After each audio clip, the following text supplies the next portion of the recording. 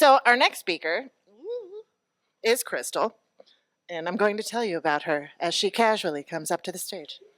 Come on up. Breakfast cereal for life, basic 4, because it keeps her humble. I love it.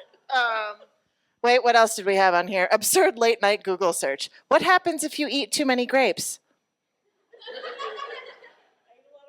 Yeah, and the movie that she would quote forever? Goodfellas. So, obviously, she's going to talk to us about digital accessibility. Where do you want this to go, my friend? Right here. There you go. Big hand for Crystal. So, who here knows what curb cuts are? And for those who don't, curb cuts are where the ramps in the sidewalks meet the streets, and they were designed for people who use wheelchairs and other mobility devices. And they're also just good for anybody who wants to navigate the sidewalk easily. And a design that's for one group of people but benefit others is called a curb cut effect. Pretty easy. Digital accessibility is the designing and development of technology for people with disabilities. And this is an essential practice as 1.3 billion people, or 60% of the world's population, has a significant disability. And that is, screen readers for the deaf and for blind and low vision, captions for the deaf and hard of hearing, and switches for those with people with physical disabilities are just a few ways to provide accessibility.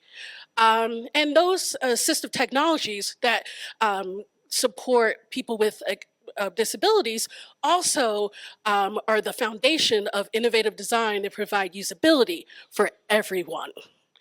By making digital spaces accessible with people with disabilities also creates better usability for everybody, just like curb cuts and sidewalks.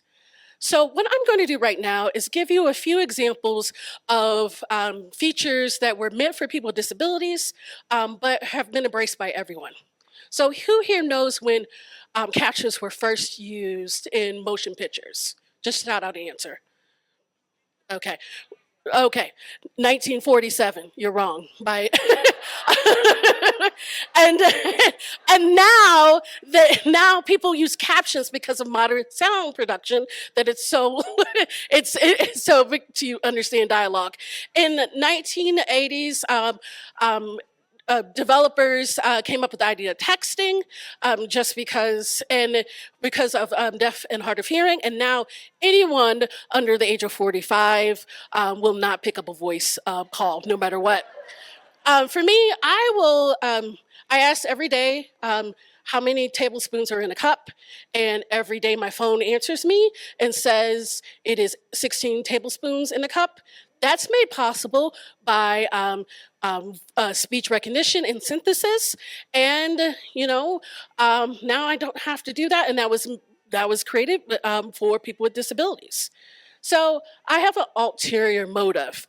I am just not some random Black lady sitting up here. I'm also an accessibility engineer and analyst. And I have condensed about 10 years of experience and knowledge into 3 minutes and about 12 slides because I need and want your help. Please help me help you.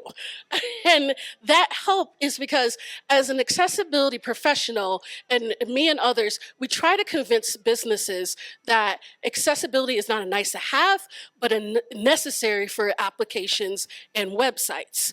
But however, many companies overlook digital accessibility due to misconceptions about cost and systematic ableism, and not understanding that it does improve user experience.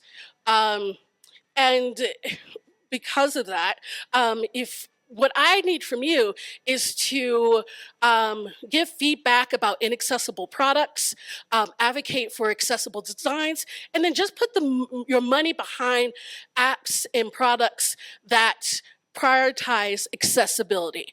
Because they may not listen to me, but they will listen to you, the collective view, because you have money. I have money, but not collective you money. I wish I did. Believe me. My grandfather used to say, if you can't get them by the heart and the mind, you get them by the wallet.